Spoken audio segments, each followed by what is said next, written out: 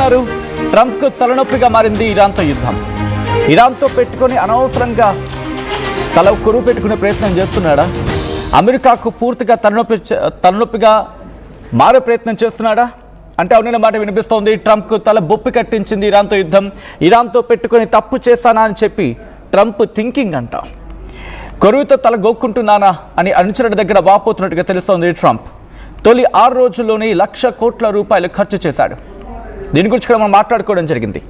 14 రోజుల్లోనే ₹2,00,000 కోట్లు పోయాయంటున్నాడు ట్రంప్. అత్యాధునిక ఆయుధాలతో భీకర యుద్ధం చేస్తున్న అమెరికా గురించి మాట్లాడుకుంటున్న సందర్భం. ఇందుకోసం లక్షల కోట్లను ఖర్చు చేస్తున్నాడు ట్రంప్. ఇప్పటికైనా మేలుకోవాలని అతగాడి సెనేటర్లు, డిఫెన్స్ అధికారులు సూచిస్తూ ఉన్నారు. యుద్ధాన్ని ఇంకా కొనసాగించాలంటే నిధుల కోసం ప్రయత్నాలు తప్పనిసరి అంటున్నారు. యుద్ధం కోసం $50 బిలియన్ కావాలంటూ కాంగ్రెస్కి ప్రతిపాదన పంపించినట్టుగా తెలుస్తోంది. ఇటు భారత కరెన్సీలో చెప్పాలంటే ₹5,00,000 కోట్ల, ఏకంగా ₹5,00,000 కోట్ల. ఇప్పటికే ఇబ్బందులు ఉంది అమెరికా రక్షణ శాఖ కూడా. తగ్గిపోతున్నాయి సైనిక నిల్వలు. దీంతో మున్ముందు మరింత ప్రమాదం తప్పకపోవచ్చు అని చెప్పి అమెరికాకి ఇప్పుడు సంకటం పట్టుకుంది. మరి ముఖ్యంగా మాట్లాడుకున్న సందర్భంలో ఇరాన్ పై యుద్ధం ఇంకా కంటిన్యూ చేయాల్సి వస్తోంది. ఇప్పటికే దాదాపు 11 రోజులు, ఏకంగా 11 రోజుల గురించి మాట్లాడుకుంటే కొన్ని సందర్భాల్లో 12 రోజుల గురించి మాట్లాడుకుంటారు, కొన్ని సందర్భాల్లో 14 రోజులు. Whatever it may be, ఇటు వెస్ట్ ఏషియా కండిషన్స్ పీక్స్కి చేరుకుంటున్నాయి. ఇరాన్ అమెరికా మధ్య యుద్ధం ఏకంగా 14 రోజులు గడుస్తున్న ఈ సిచ్యువేషన్లో అమెరికాకు భారీ స్థాయిలో ఆస్తి నష్టం, ప్రాణ నష్టం సంభవించిందనేది తాజా నివేదికలు చెప్తున్నమాట. యుద్ధం మొదలైన ఫస్ట్ డేని ఇరాన్ అగ్రనాయకత్వాన్ని అమెరికా మట్టుబెట్టింది. ఆ తర్వాత ఇరాన్ ప్రతీకార దాడులకు దిగింది. అమెరికా ఎయిర్ డిఫెన్స్ సిస్టమ్, మరి ముఖ్యంగా యాంటీ మిసైల్ సిస్టమ్ను పూర్తిగా ధ్వంసం చేస్తున్న పరిస్థితి. గడిచిన 12 రోజుల్లో ఇరాన్ జరిపిన ఎదురుదాడులు 8 మంది అమెరికా సైనికులు ప్రాణాలు కోల్పోయారు. సుమారు 140 మంది గాయపడ్డారనేది నివేదికలు చెప్తున్నమాట. వెస్ట్ ఏషియాలో అమెరికాకున్న 22కు పైగా సైనిక స్థావరాలు కావచ్చు, లేకపోతే విమానయాన కేంద్రాలు, అంటే వాళ్ళ ఎయిర్ బేసెస్ కావచ్చు, లేకపోతే మిలిటరీ బేసెస్, వీటిని టార్గెట్ చేసుకుని ఇరాన్ వేల సంఖ్యలో డ్రోన్స్ని, మిజైల్స్ని, కామికాజే డ్రోన్స్ని, బ్యాలిస్టిక్ మిజైల్స్ని వీటిని ప్రయోగించింది. అయితే ఇది నేనంటున్న మాట కాదు. ఒక్కసారి ది న్యూయార్క్ టైమ్స్ అని చెప్పి మీరు కొడితే గూగుల్లో ఆ ఇన్ఫర్మేషన్ కూడా మీకు చేతుల్లో ఉంటుంది. బట్ వాటి నేను కాస్త క్లుప్తంగా చెప్పే ప్రయత్నం చేస్తున్నాను. ఇటు ది న్యూయార్క్ టైమ్స్ చెప్తున్న నివేదిక ప్రకారం అమెరికాకు అత్యాధునిక అంటే అడ్వాన్స్డ్ ఎయిర్ డిఫెన్స్ సిస్టమ్ ఉంది. అయినప్పటికీ దాదాపుగా 11 మిలిటరీ బేసెస్, కీలకమైన మిలిటరీ బేసెస్ని టార్గెట్గా చేసుకుంది ఇరాన్. అవి దెబ్బతిన్నాయి. దాంట్లో మాట్లాడుకుంటే సౌదీ అరేబియాలో ఉన్న ప్రిన్స్ సుల్తానా ఎయిర్ బేస్, కువైట్లోని అలీ అల్ సలీం, బహ్రెయిన్లో ఉన్న US నేవీ 5th ఫ్లీట్, వీటి మీద ఇరాన్ మిజైల్స్తో విరుచుకుపడింది. ఖతార్లో ఉన్న అల్ ఉదైద్ ఎయిర్ బేస్, దీన్ని సైతం ఇరాన్ కొట్టిపారేసింది, ఏకంగా ధ్వంసం చేసేసింది. వాటిని ఎందుకు టార్గెట్ చేసుకుంది అనేది చాలామందికి డౌట్ రావచ్చుగాక. అక్కడ టార్గెట్ చేస్తే ఇరాన్కి కలిసి వచ్చేది ఏంటి? వీటి గురించి కూడా మాట్లాడుకునే ప్రయత్నం చేస్తున్నాం. గత కొద్ది రోజులుగా పరిస్థితులు ఎంతలా అక్కడ శృతి మించిపోతున్నాయో చూస్తూ ఉన్నాం. డీటెయిల్గా మాట్లాడుకున్న వాటికి సంబంధించి, బట్ ఇన్ డీటెయిల్గా ముందుకు దీని గురించి మాట్లాడుకుందాం. టర్కీలోని ఇన్సర్లిక్ ఎయిర్ బేస్, అక్కడ బ్యాలిస్టిక్ మిజైల్ దూసుకొచ్చింది. దీంతో మీకు గుర్తుంది, అప్పుడు నేటో కూడా రంగంలోకి దిగింది. నేటో ఫోర్సెస్ వాటిని రిస్ట్రిక్ట్ చేస్తా, లేకపోతే వాటిని ఇంటర్సెప్ట్ చేయడం జరిగింది. బట్ అక్కడి నుంచి చూసుకుంటే ఇరాన్ మాత్రం తాము టర్కీపై దాడి చేయలేదని ఖండించుకుంటూ వచ్చింది. అయితే మిలిటరీ బేసెస్, ఎయిర్ బేసెస్, వీటినే మేము కాన్సన్ట్రేషన్ చేయడం జరుగుతుంది, వీటిని టార్గెట్ చేసుకుంటున్నాం. అమెరికా డిప్లొమాటిక్ ఆఫీసెస్, లేకపోతే అమెరికన్ డిప్లొమాటిక్ సెంటర్స్, వీటిని మేము టార్గెట్ చేసుకుంటామంటూ ఇరాన్ చెప్తున్నమాట. ఇజ్రాయెల్తో పాటు 6 దేశాల్లో అమెరికన్ ఎంబసీలపై డ్రోన్ దాడులు జరుగుతున్నాయి. కువైట్, ఇరాక్లోని కార్యాలయాలు స్వల్పంగా దెబ్బతిన్నాయి. దాంతోపాటు సేఫ్టీ రీజన్స్ కారణంగా మిగిలిన దేశాల్లో కొన్నిట్లో అమెరికన్ డిప్లొమాటిక్ ఆఫీసెస్ని క్లోజ్ చేసిన పరిస్థితి ఉంది టెంపరీగా. అమెరికాకు సంబంధించి 3 F-15E స్ట్రైక్ ఈగిల్ యుద్ధ విమానాలను కోల్పోయింది. ఒకదాని గురించి మాట్లాడుకున్నప్పుడు ఇది ఫ్రెండ్లీ అటాక్గా మాట్లాడుకుంటూ వచ్చింది. అంటే ఇరాన్ యుద్ధ విమానాలు అనుకొని వాళ్ళ యుద్ధ విమానాలని గల్ఫ్ దేశాలు పేల్చేశాయని చెప్పి అమెరికా కప్పిపుచ్చుకొని కవరప్ చేసుకుని వచ్చే ప్రయత్నం చేసింది. అయితే ఇది ఇరాన్ దాడిలో కాకుండా కువైట్ వాయుసేన చేసిన పొరపాట్ల వల్ల కూలిపోయిందని చెప్పి దానికి ఏదో ఫ్రెండ్లీ అంటే ఏదో పేరు పెట్టింది. ఇవే కాదు, ఏకంగా 11 MQ-9 రీపర్ డ్రోన్స్ ధ్వంసమయ్యాయి. దీంతో ఒక్కొక్క డ్రోన్ విలువ కనీసం 250 కోట్లు. ఒక్కొక్కటి అంటే MQ-9 రీపర్ డ్రోన్స్ ఒక్కొక్కటి ధర 250 కోట్లు అయితే ఏకంగా 11 MQ-9 రీపర్ డ్రోన్స్ని కొట్టిపడేస్తుంది. అంటే అర్థం చేసుకోవచ్చు, 250 ఇంటూ 11 వేయండి, పోనీ 10 వేసుకోండి, అంటే 2500 కోట్లు, 2750 కోట్లు అటు ఇటుగా. అంటే అర్థం చేసుకోవచ్చు. దీంతో పాటు third, America air defence system, లేకపోతే వాళ్ళ డిఫెన్స్ సిస్టమ్గా మాట్లాడుకుంటారు కదా, రాడార్ సిస్టమ్ గాను డిఫెన్స్ సిస్టమ్ గాను అమెరికా చాలా కీలకంగా మాట్లాడుతూ ఉంటుంది. వాళ్ళ రక్షణ వ్యవస్థల్లోని రాడార్ కేంద్రాలను కూడా ఇరాన్ డ్రోన్ విజయవంతంగా టార్గెట్ చేసుకున్నాయి. దాని ఒక్కొక్కటి కాస్ట్ 22,000 కోట్ల రూపాయలు. ఒక్కొక్కటి 22,000 కోట్ల రూపాయలు. వాటిని కూడా ఇరాన్ పేల్చేస్తుంది. మొత్తం అన్నిటిని కాదు, కొన్నిటి మీద అటాక్ చేస్తుంది, కొన్ని పాక్షికంగా దెబ్బతినేది వినిపించమాట.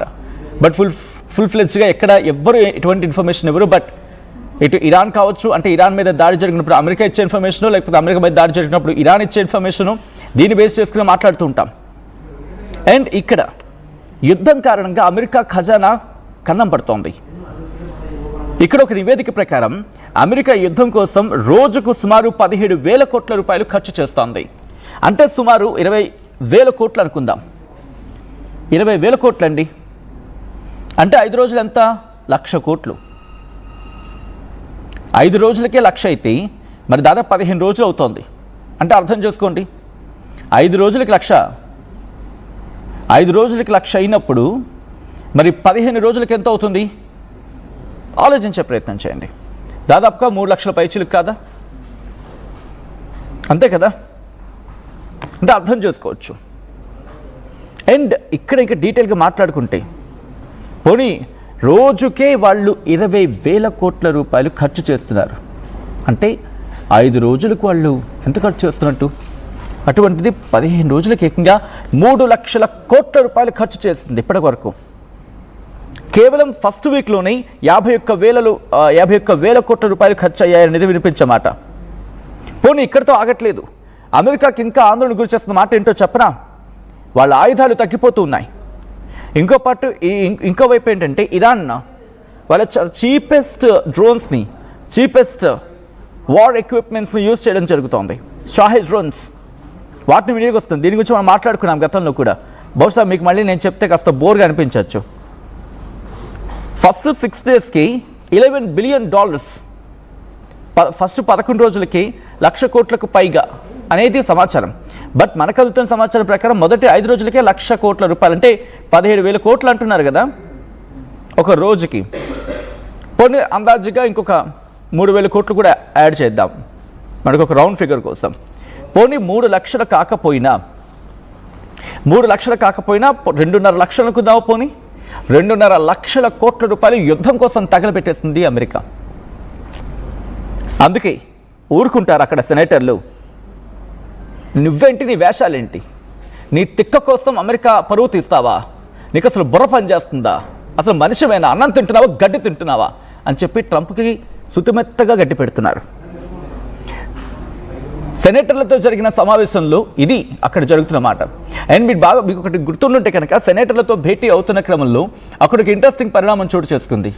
అక్కడ చట్టసభ్యులు భేటీ అయిన సందర్భంలో అక్కడ ఒక పైలట్, ఐ థింక్ 2 పైలట్లు, ఒక మేల్ అండ్ ఒక ఫీమేల్, వీళ్ళిద్దరూ ఆ మీటింగ్కి వెళ్ళిన తర్వాత ఇజ్రాయెల్ కోసం మేము చచ్చిపోవడం ఏంటి, ఇజ్రాయెల్ కోసం మేము ప్రాణాలు కోల్పోవడం ఏంటి, మీకు అసలు బుర్ర పనిచేస్తుందా అని చెప్పి గట్టి పెట్టారు.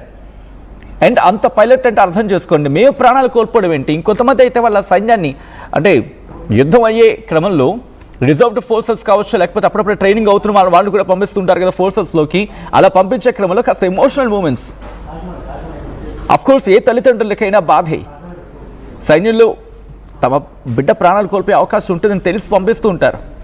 కానీ ధైర్యంగా పంపించే సందర్భం కన్నా ఒక పిచ్చివాడి వెర్రికి, ఒక దుర్మార్గుడి దుస్సాహసానికి, వాడి దాహానికి, వాడి దౌర్జన్యానికి, వాడి దుర్మార్గపు పరాకాష్ఠకి, వాడి పిచ్చి పైశాచికత్వానికి ఇంతటి సందర్భంలో నా బిడ్డ బలైపోతున్నాడే అని చెప్పి అమెరికా పౌరులు బహుశా మిడ్ టర్మ్ ఎలక్షన్స్లో ఎటువంటి రిజల్ట్ వస్తుందో ఇప్పటికే తెలిసినట్టుంది.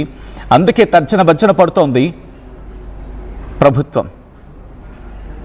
డెమోక్రాట్ల గురించి మాట్లాడుకున్న సందర్భం, రిపబ్లిక్ గురించి మాట్లాడుకుంటున్న సందర్భం, కానీ ఇక్కడ పార్టీలు కాదు, ఒక పిచ్చివాడి గురించి మాట్లాడుకుంటున్నారు. ప్రపంచాన్ని పట్టి పీడిస్తున్న పిచ్చివాడి గురించి మాట్లాడుకునే ప్రయత్నం చేద్దాం. బట్ అక్కడ ఏం జరుగుతుందో ఒకసారి చూసే ప్రయత్నం చేద్దాం. బట్ అంతకన్నా విజువల్స్ చూడండి, అక్కడ ఎటువంటి పరిస్థితులు ఉన్నాయని చెప్పి, యుద్ధ వాతావరణం. అండ్ ఇంకా డీటెయిల్గా మాట్లాడుకుంటే అదనపు బడ్జెట్ కావాలని చెప్పి ఇప్పుడు వాళ్ళు మొరపెట్టుకుంటున్నారు. మాకు ఇది సరిపోవట్లేదు, మాకు ఇంకా కావాలి అని చెప్పి. ఎంతది? దాదాపుగా ఇంకొక $5 బిలియన్ ఎంతో కావాల్సి ఉంటుందంట. అది ఒక లెక్క. ఇప్పటికీ ఆ ఫండ్ ట్రాన్స్ఫర్ కోసం ఉన్న వాటిని పంపించేసే ప్రయత్నం చేస్తాను. అంటే ఈ వెల్ఫేర్ కోసమో లేకపోతే ఇతరత్ర ఉంటూ ఉంటాయి కదా, వాటి కోసం ఉంచిన ఆ ఫండ్స్ని వీటికి తరలించే ప్రయత్నం చేస్తుంది అమెరికా రక్షణ శాఖ. గుంజేసుకుంటోంది. ఎవరి కోసం? అసలు ట్రంప్ ఎందుకు యుద్ధం చేస్తున్నామని చెప్పి అమెరికాని ప్రశ్నిస్తున్నారు. ఇప్పుడు ఇరాన్తో నీకు వచ్చే నొప్పి ఏంటని చెప్పి. అండ్ ఇలాంటి అనేక ప్రశ్నలు ఎదుర్కొంటోంది ప్రస్తుతం అగ్రరాజ్యం సో కాల్డ్. అయితే అదనపు బడ్జెట్ను కోరుతూ వైట్ హౌస్ త్వరలోనే కాంగ్రెస్కు ప్రతిపాదన పంపించే అవకాశం ఉందని చెప్పి అక్కడ మాట్లాడుకుంటున్న క్రమం. ఏకంగా $50 బిలియన్ వరకు కోరే అవకాశం ఉంటుందని చెప్పి అంచనా వేస్తున్నారు. బట్ ఇంకా ఎక్కువ అవ్వచ్చు అని చెప్పి ఇంకో చర్చ కూడా ఉంది. గత నెల 28 నుంచి అమెరికా, ఇజ్రాయెల్ ఇరాన్పై భీకర దాడులు చేస్తూనే ఉన్నాయి. ప్రతీకార దాడులు జరుగుతున్నాయి. కొద్దిసేపటి క్రితం మాట్లాడుకున్నట్టుగా యుద్ధం మొదలైన తొలి 2 రోజుల్లోనే, ఫస్ట్ 2 డేస్లోనే యుఎస్ ఏకంగా $5.6 బిలియన్ ఆ ఆయుధ సామాగ్రి, అంత వాల్యుబుల్ ఆయుధాలను ఉపయోగించిందట. అమెరికా రక్షణ శాఖ ఇప్పటికీ ఇబ్బందుల్లో ఉంది. యుద్ధం కారణంగా సైనిక నిల్వలు పోతున్నాయి అని చెప్పి అక్కడ కాంగ్రెస్ ఆందోళన వ్యక్తం చేస్తూ ఉంటే అక్కడ పరిస్థితి ఏంటో అర్థమవుతుందా? ఇప్పటికైనా ట్రంప్ అనే వ్యక్తి కళ్ళు తెరుస్తాడా? ట్రంప్ అనే వ్యక్తి కనీసం ఆలోచించే ప్రయత్నం చేస్తాడా అనేది $1 మిలియన్ క్వశ్చన్. అండ్ మీరేమనుకుంటున్నారు? కామెంట్ చేసే ప్రయత్నం చేయండి.